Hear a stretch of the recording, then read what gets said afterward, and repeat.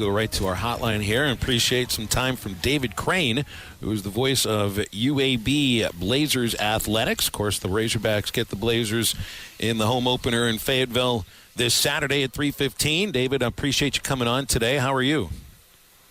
Doing well, guys. How are y'all? Very good, very good. We're already on the road a little bit before the football game here. So first couple of games, I guess, couldn't have gone any differently. One blowout win, one game that did not go so well against ULM. I know that must have been emotional as well, with former coach Bryant Vincent leading the way from Monroe. For Monroe. So, but what's the mindset for UAB coming in for this game on Saturday? That's a good question. I would guess Trent Dilfer sort of wondering the same thing. It was a good debut in the opener against Alcorn State, an inferior opponent. Blazers looked pretty good on defense. At times looked good on offense. Special teams were pretty solid in that one. And then you go to Monroe last weekend, and as you said, it was an emotional game. Bryant Vincent and a lot of connections between the two programs. And so Warhawks were really focused and just outplayed UAB in every phase, offense, defense, and special teams. So I think it was disappointing for Trent Dilfer to lose to Bryant Vincent in that setup, but it was more disappointing just to see the way his team performed in that situation. So it's, back to work and not the easiest ways to try to bounce back when you have to go to an SEC team and try and get better. But that's what the Blazers are going to try to do this Saturday. Hey, David, Matt Jones here. I want to ask you about a former teammate of mine, Alex Mortensen, who's your offensive coordinator now. What are your thoughts on him, and what type of offense, what is his identity? What is he going to try to do as the offensive coordinator? I would say he probably patterns himself after his old coach and Bobby Petrino, because it's a little bit of everything. It's not just that they go fast all the time. It's not that they fling it all over the yard 50 times a game. They want to run it. They want to be balanced. They've got a very accurate quarterback in Jacob Zeno. They'll come out in a ton of formations, give you a bunch of different looks. They'll run it with their backs. They'll throw it to their tight ends. They'll throw it to the wide. So it's a little bit of everything, and that is sort of what I think of when I think of a Bobby Petrino offense. Of course, Arkansas scoring a ton of points, a ton of yards in their first two games, and I'm sure Alex would probably love that comparison to live up to what Coach Petrino's been able to do on that side of the ball. Yeah, kind of take it's kind of a multiple, kind of take what the defense gives you. Man, how cool is that? When you hear Trent Dilfer talk, he just sounds so poised. He sounds like he's been there before, like there's nothing new. He really handles himself well. Do you see him being at UAB for a handful of years, or do you see him trying to go up in the coaching ranks?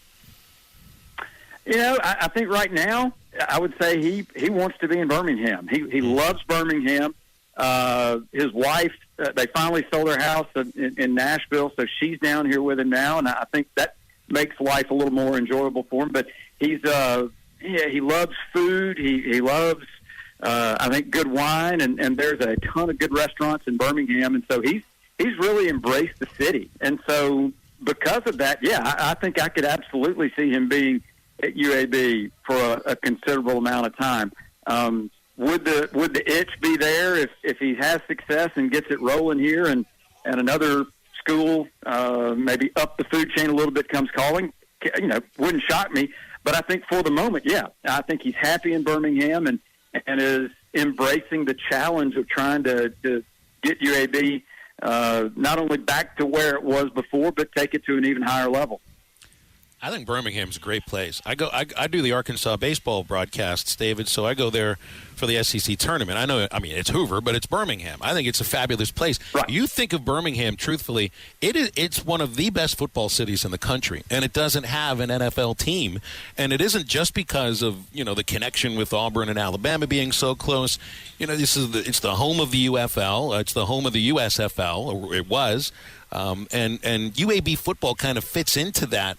How does UAB football fit into that? Because I've driven by your stadium. It looks absolutely gorgeous. Yeah, it's fantastic. And that sort of was what everybody felt was the last piece of the puzzle to really propel UAB football to the next level, get them into the American Athletic Conference, get out of Legion Field. It's historic, a lot of great memories at Legion Field, but it's past its prime, and it was time for something else. And so the city built Protective Stadium, and it's UAB's home. It's home of our soccer team. They've had some concerts there. So Birmingham is a football town, as you said. It used to be called and still calls itself the football capital of the South.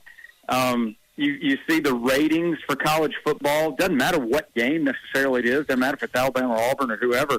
Birmingham's usually at the top of the ratings, most watched football town in America, however you want to call it. So, and UAB's trying to still find its niche, and one way that everybody has tried to do it and say it is, look, if you went to Alabama or if you went to Auburn, that's fine. Root for them, but you can also, if you live in Birmingham, there's no reason you can't have a second team. Come root for the Blazers. I'll tell you what, it's a heck of a lot easier to go to a UAB home game than it is an Alabama or Auburn home game. And there's something to be said for convenience. And so hopefully the fans will continue to buy in, support the program, and realize that, yeah, you can pull for Alabama or Auburn, and you can still also pull for UAB.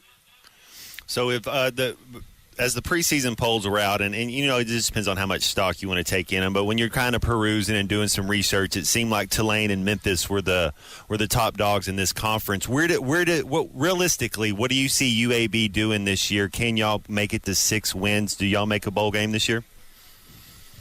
That's a good question. Obviously Saturday's going to be tough. I don't think there are a lot of folks that expect UAB to go to Fayetteville and win that game. But after that, first of 2 open dates, so a chance to continue, rebounding, recovering, refocusing, whatever term you want to use, because that next game on September 28th is the first conference game, and Navy comes to town, and the first 2 are at home. It's Navy and Tulane.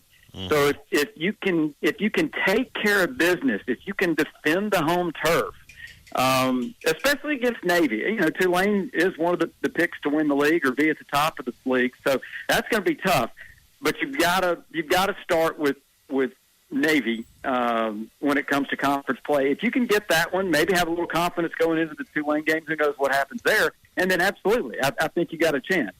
Is it going to be easy? No. You've got to find a way to win on the road, and that's something that UAB has not been able to do under Trent Dilfer, and he is painfully aware of that fact. So it's coach speak and all that. You got to take it one at a time. You got to play Arkansas first, but then you have a chance to catch your breath, fine tune some things, and then you get the next 2 at home, and hopefully you can capitalize on that part of the schedule. A couple of the Arkansas players the other day on Tuesday were asked if they knew about Trent Dilfer. They just knew he was the UAB coach. They didn't know he was a Super Bowl winning quarterback. Ultimate competitor, right? Yeah. I just found that so funny. How has he helped elevate the program? So, stepping up into the American Conference after Conference USA, you guys have been one of the dominant programs in that conference. The American is a step up. How is having a guy like Trent Dilfer, not coached in college before, but man, I loved when he was a commentator. He really knows the sport in and out. How has that helped?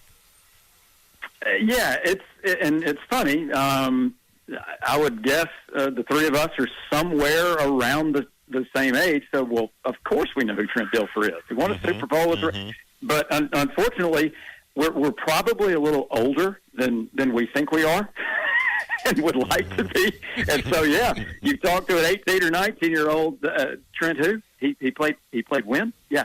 So, but he embraces that. He's aware that a lot of these kids have no idea that he won a Super Bowl. That's why he's got a Super Bowl trophy in his office, so he can show them and tell them, yeah, I actually did. I kind of know what I'm doing. If you trust in me and believe in me, and you're exactly right. He knows football. He was fantastic on ESPN. He has been great to work with. Pregame interviews are a breeze for me. It's about 4 questions, and about 10 minutes later, I thank him and turn the recorder off, and we move on. So, it's about building the brand and improving awareness and all of those things. And it doesn't do anything but help, I would say, to have a Super Bowl winning quarterback running your program. I just look. We don't do a lot of high school talk on this show. We do very, very little. But I did look and notice the last name. Is that the Kitna that I think it is? Because you kind of think that kids that are around Trent's age and players that he played with, you see it with basketball a lot more. But that last name, those kids are starting to be 18, 19, 20 years old. Is that the same Kitna, the quarterback that played at Illinois? John Kitna's son, and Jalen is on the roster, and they have actually, I believe, gotten a commitment from maybe another Kitna. Yeah, that was what I saw. The quarterback. Jameson. So, and everybody is very excited about Jalen. I've seen him in practice, and he can really throw it all over the yard. That's kind of a good problem to have. You got Jacob Zeno, one of the most accurate passers last year, and off to a solid start again this year.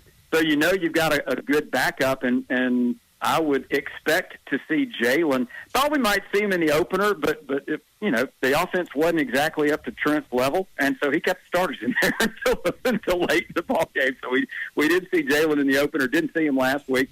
I have no idea if we'll see him against Arkansas, but I do expect to see him sooner rather than later and get some series in. Hopefully it's not an injury situation or the fact that Jacob's not playing well. It's just a chance to get him some reps, and hopefully we will get to see that at some point. David, we'll leave it there. I appreciate you coming on. We're looking forward to seeing you Saturday. Safe travels, and thanks again. Thanks, guys. Looking forward to it. Thanks, David. David Crane, UAB play-by-play announcer. BetOnline is your #1 source for all your betting needs. Get the latest odds, lines, and matchup reports for baseball, boxing, golf, and more. BetOnline continues to be the fastest and easiest way to place your wagers, including live betting and your favorite casino and card games available to play right from your phone. Head to the website or use your mobile device to sign up today and get in on the action. Remember to use our promo code BELIEVE, that's BLEAV, for your 50% welcome bonus on your first deposit. Bet online, where the game starts.